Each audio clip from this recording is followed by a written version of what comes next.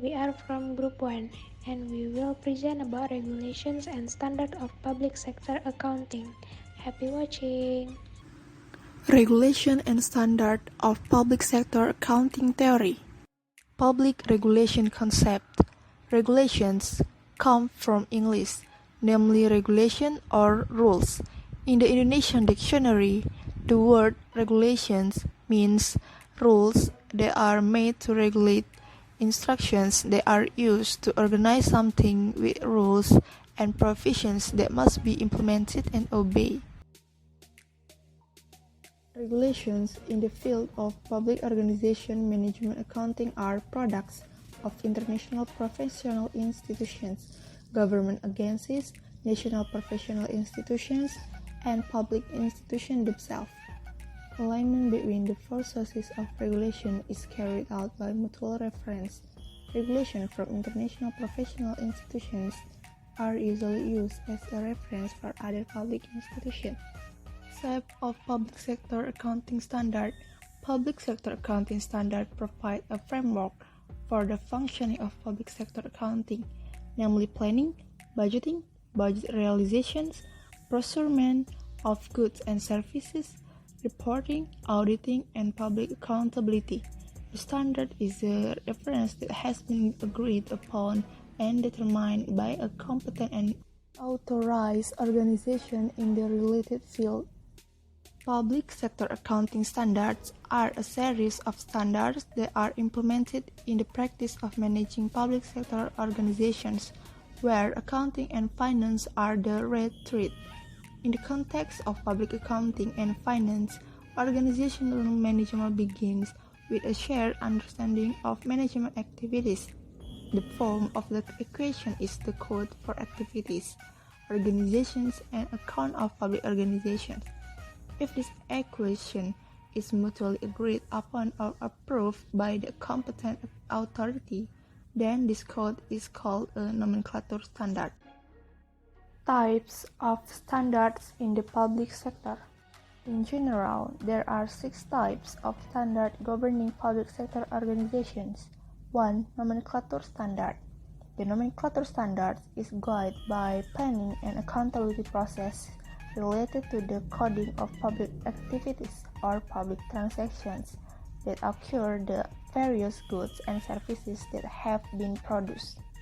Thus, the nomenclature standard is a binder for various public organizations with their activities, programs, and the results of all their activities and programs.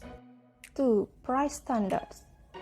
Price standards can be defined as standard cost and the highest unit price that can be purchased or paid and do not include income tax and can be renegotiated to obtain a fair price as the prevailing market price if there is a price change. 3. Cost accounting standards for public sector organization. Public sector cost accounting standards are complex, often misunderstood, and sometimes used with trepidation by those working on public procurement of goods and services. Public sector cost accounting standards are the result of concern from various pricing and accounting practices. 5. Minimum service standards. Minimum service standard is a standard with certain limits to measure the performance of the implementation of mandatory authority of public organization relating to basic services to the community, which include types of service, indicator, and values or benchmark. In other words, minimum service standards are the performance benchmark in determining the type and quality of basic services by organizations to the public or consumers. 6. State Financial Audit Standards. Financial audit or audit is an independent investigation of some special activities. The audit mechanism is a mechanism that can drive the meaning of accountability in the management of the government sector, government-owned companies or state asset management agencies, and other public sector organizations such as foundation, LSM, and political parties. Public sector accounting standard preparation cycle. Nomenclature standard setting cycle. The compilation process should take into account resources, policy, and professional staff skills.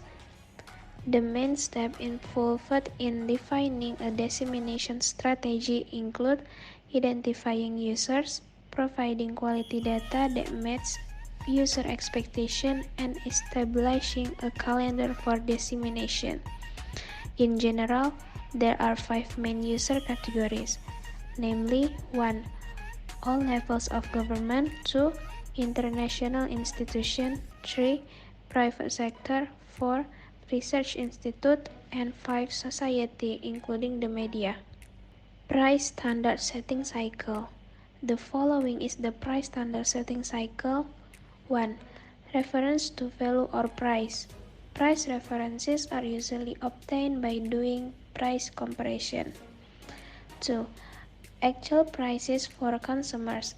From the comparison above, we will get coverage or several standard price levels that are determined. Usually includes the lowest price standard to the highest price standard. 3. Correct price that are indicated to be misleading after they have been set.